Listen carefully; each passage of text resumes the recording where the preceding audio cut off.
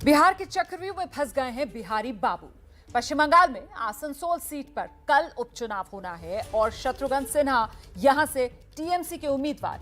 अच्छा, बिहारी बाबू को हराने के लिए बीजेपी ने यहां बिहारी चक्रव्यूह ही बना डाला। तो अब सवाल यह कि शॉटगन फंसेंगे या फिर इस चक्रव्यूह से निकल जाएंगे।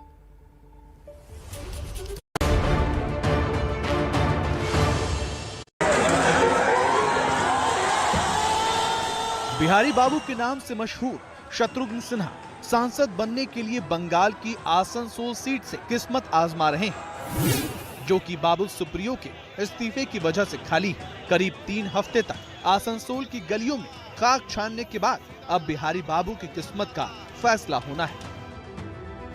शत्रुघ्न सिन्हा यानी बिहारी बाबू आसनसोल से ममता बनर्जी की पार्टी टीएमसी के उम्मीदवार हैं और उन्हें घेरने के लिए बीजेपी ने चुनाव के आखिरी मौके पर बिहारी चक्रव्यूह तैयार किया था और ये चक्रव्यूह के 4 चेहरे हैं। टीवी स्क्रीन पर आपको इस वक्त बिहार से ताल्लुक रखने वाले 4 बड़े नेता दिख रहे हैं और ये चारों बिहारी नेता बिहारी बाबू यानी शत्रुघ्न सिन्हा को संसद पहुंचने से रोकने के लिए आसनसोल पहुंचे थे।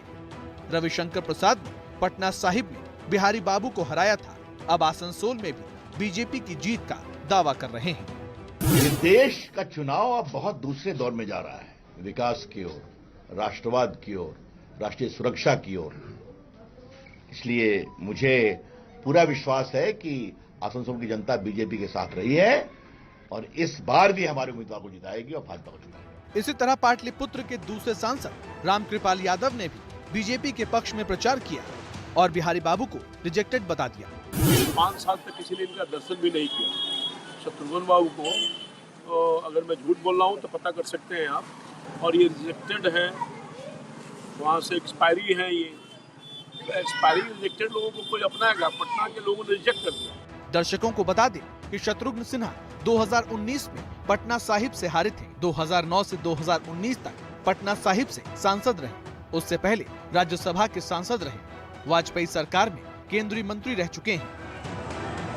अब बिहारी बाबू ने आसनसोल में जीत के लिए जी तोड़ मेहनत की है। बिहारियों के बीच बिहारी बाबू दिखे तो बंगालियों के बीच खुद को बंगाली बाबू भी बना लिया।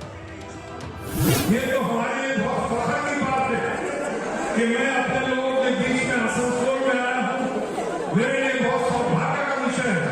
और फिर अगर मैं आउटसाइडर हूँ, अगर हूँ, क्योंकि बंगाल को, बंगाली भाषा को, बंगाली संस्कृति को, बंगाली खान पान को, बंगाली पहनावे को इतना प्यार करता हूँ, कितनी फिल्में की है बंगाली ने। आसनसोल लोकसभा सीट के उपचुनाव के लिए शत्रुघ्न सिन्हा को उम्मीदवार बनाकर तृणमूल कांग्रेस सुप्रीमो ममता बनर्जी ने एक तीर से कई निशाने कर दिए हैं। पहला, वो बखूबी जानती हैं कि बिहारी बाहुल्य इस इलाके में अभी तक तृणमूल कांग्रेस कभी नहीं जीती है। ऐसे में ये दांव कितना सार्थक होगा, ये बड़ा दिलचस्प होगा देखना। तो वहीं दूसरी ओर शत्रुघ्न सिन्हा के जरिए पार्टी का विस्तार बंगाल के बाहर अन्य राज्यों में भी किया जा सकता है, क्योंकि शत्रुघ्न सिन्हा की पहचान न सिर्फ एक नेता की बल्कि एक अभिनेता के तौर पे भी बहुत बड़ी है। बिहार के रहने वाले दिल्ली से सांसद और भोजपुरी गायक मनोज तिवारी कह रहे हैं, शत्रुघ्न सिन्हा को बिहार ने नहीं अपनाया, इसलिए अब वो बिहार के लाला नहीं रह गए। आप समझिए, बिहार के लाला को बिहार ने भी नहीं अपनाया, तो वो अब बिहार के लाला नहीं है। उस पे मुझे हंसी आ जाती है। मनोज तिवारी के इस बयान पर शत्रुघ्न सिन्हा कह रहे हैं कि जवाब आसनसोल की जनता देगी। कौन है ये? मनोज तिवारी। ओह अच्छा, खैर, क्या उनके बारे में, पूज्य शख्सियत को उनके बारे में टिप्पणी करना शोभा देगा क्या? शत्रुघ्न सिन्हा के खिलाफ बीजेपी ने जिन अग्निमित्रा पॉल को उतारा है, वो आसनसोल नॉर्थ सीट से बीजेपी की विधायक है और महिला मोर्चा की प्रदेश अध्यक्ष रह चुकी हैं। पेशे से फैशन डिजाइनर हैं, जो शत्रुघ्न सिन्हा को बाहरी और खुद को आसनसोल की बेटी बताती हैं।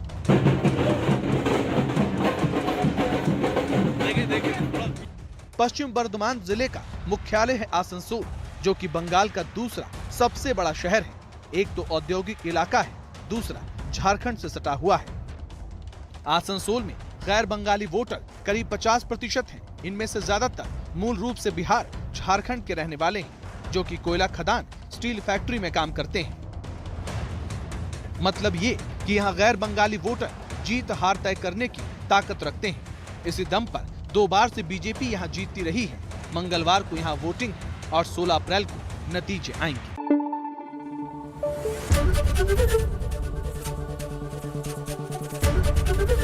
एबीपी न्यूज आपको रखे आगे।